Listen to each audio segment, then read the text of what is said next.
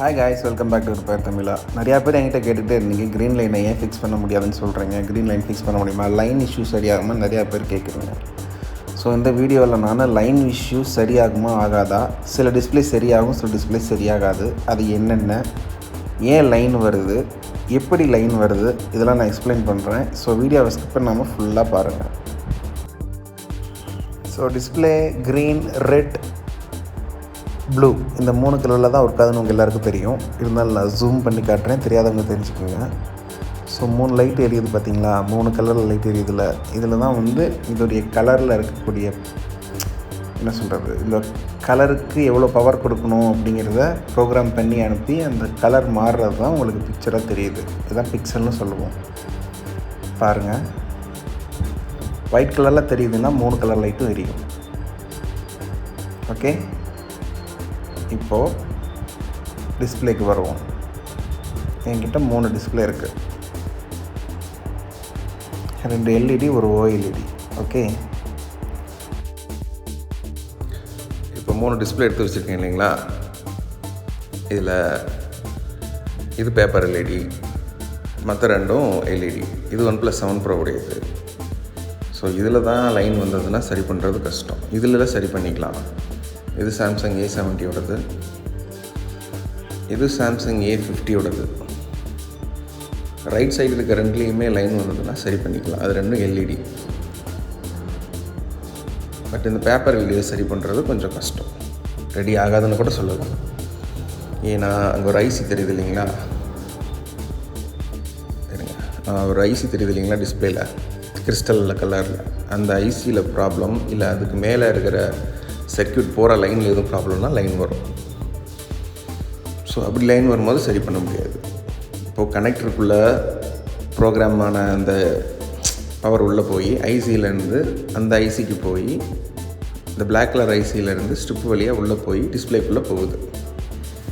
So இப்படி தான் இந்த 3 கலரும் டிஃப்ரெண்ட்டாக எப்படி பவர் கொடுக்கணுங்கிறத அந்த ஐசி தான் தீர்மானம் பண்ணி அனுப்புது. இதில் அந்த மாதிரி ஐசி இருக்குது, ஆனால் ஸ்ட்ரிப்பில் இருக்குது பாருங்கள். இதில் அந்த மாதிரி வந்ததுன்னா இந்த ஸ்ட்ரிப்பையே கழட்டி மாற்றிக்கலாம். A70 இதில் சரி பண்ணிக்கலாம். இது A50 இதுலேயும் சரி பண்ணிக்கலாம். ஸோ இது 2லேயும் சரி பண்ணிக்கலாம். இப்போ இதை மட்டும் நம்ம பார்ப்போம். ஸோ இதில் தான் சரியாகிறது கஷ்டம். ஏன்னா அந்த ஐசியில் இருந்து போகிற சர்க்யூட்லேயோ இல்லை அந்த ஐசிலேயோ இது ஃபால்ட் ஆகிட்டா சரி பண்ணுறது கஷ்டம். இதில் அந்த மாதிரி இல்லை, இந்த ஐசியை கழட்டி மாற்றிக்கலாம். அந்த ஸ்ட்ரிப்பை காட்டுறேன் பாருங்கள், அந்த ஸ்ட்ரிப்பு தனியாக வந்துடும், தெரியுதுங்களா. ஸோ இந்த மாதிரி இருந்ததுன்னா அதில் லைன் வரதை சரி பண்ணிக்கலாம். இதுலேயும் அதே மாதிரி தான் இருக்கும், சரி பண்ணிக்கலாம். பட் இதில் சரி பண்ணுறது கஷ்டம். ஏன் அப்படிங்கிறத நான் இப்போ உங்களுக்கு ஸ்கோப்பில் வச்சு, மைக்ரோஸ்கோப்பில் வச்சு டீட்டெயிலாக காட்டுறேன். அதில் சர்க்யூட் எப்படி உள்ளே போகுது, எதுனால லைன் வருது, வந்தால் ஏன் சரி பண்ண முடியறதில்லன்னு நான் சொல்கிறேன். ஓகே, ஸ்கோப்பில் வைக்கிறேன் இருக்கேன். ஓகே, நான் சொன்ன மாதிரி கீழே இருக்கிற அந்த பிளாக் கலர் ஸ்ட்ரிப்பு வழியாக தெரியுதுங்க இல்லையா, இப்படி தான் அந்த சர்க்யூட் உள்ளே போகும். மேலே இருக்கிறத தெரியுதுங்களா, கண்ணுக்கே தெரியாது, சின்னதாக இருக்கும் அந்த சர்க்யூட்டுடைய லைன். அந்த ஐசிக்கு போகுது இல்லைங்களா, அந்த கார்னரில் பாருங்கள் சின்னதாக இருக்குது இல்லைங்களா. அதில் ஏதாவது கட் ஆகிட்டாலோ இருங்க காட்டுறேன்.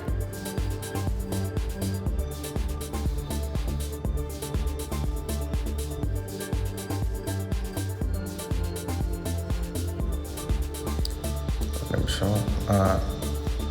இந்த மாதிரி சர்க்யூட்டுக்குள்ளே ஐசிக்குள்ளே போகும்போதே கட் ஆகிட்டாலோ இல்லை க்ரீன் லைன் வரும். அப்படி இல்லைன்னா ஐசிக்கு வெளியில் பாருங்கள், ஐசிக்குள்ளே இருந்து பாயிண்ட் எடுத்து வெளியில் வந்துடுச்சு.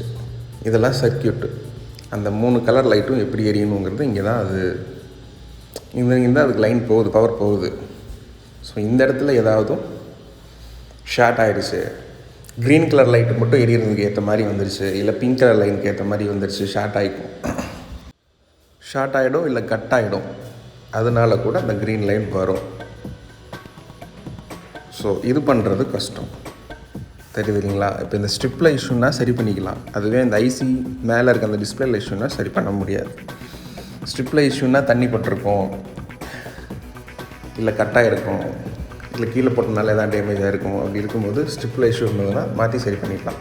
பட் அந்த ஐசியில் இஷ்யூன்னா சரி பண்ணவே முடியாது. ஐசி இஷ்யூவை சரி பண்ண முடியாது. ஆனால் இதுவே இந்த எல்இடி சாதா எல்இடி இருக்குங்களா A70, இதுலேயும் அந்த மாதிரி சரி பண்ண முடியாமல் போகும். பட் ஆனால் அதுக்கு உடஞ்சிருக்கணும், தெரியுதுங்களா? இதில் லைன்ஸ்லாம் இப்படி தான் இருக்கும். அந்த க்ரீன் கலர் ஸ்ட்ரிப் இதில் வரும், பவர் உள்ளே போகும், மேலே தெரியுது இல்லைங்களா, அதெல்லாம் லைட்டு. இதெல்லாம் வந்து பிக்சல். இப்போ நம்ம மொபைல் அப்டேட் பண்ணும்போது ஏன் லைன் வருதுன்னா, என்ன சொல்கிறது, அப்டேட்டில் வந்து டிஸ்பிளேக்கான விஷயமும் போட்டிருப்பாங்க. அந்த ரெசல்யூஷன் மாறணும், பிரைட்னஸ் நல்லா வரணும் அப்படின்னு சொல்லி. நம்ம ஆல்ரெடி மொபைல் யூஸ் பண்ணிகிட்டு இருக்கும்போது தண்ணி பட்டோ இல்லை வேறு ஏதாவது வாயில் அதிகமாக யூசேஜ் பண்ணியோ அந்த ஐசி ஹீட்டாக இருக்கலாம், இல்லை வாட்டர் பட்டனாலேயோ கீழே போட்டனாலேயோ அந்த சர்க்யூட்டில் ஏதாவது கொஞ்சம் வீக்காக இருக்கலாம். நம்ம அப்டேட் பண்ணதுக்கப்புறம் டக்குன்னு பவர் கொடுக்கும்போது அந்த வீக்கானது கட் ஆகிடும், இல்லை ஷார்ட் ஆகிடும். அதனால் அந்த இடத்துல லைன் வந்துடுது. ஸோ அப்படி வரும்போது அந்த லைனை சரி பண்ண முடியாது.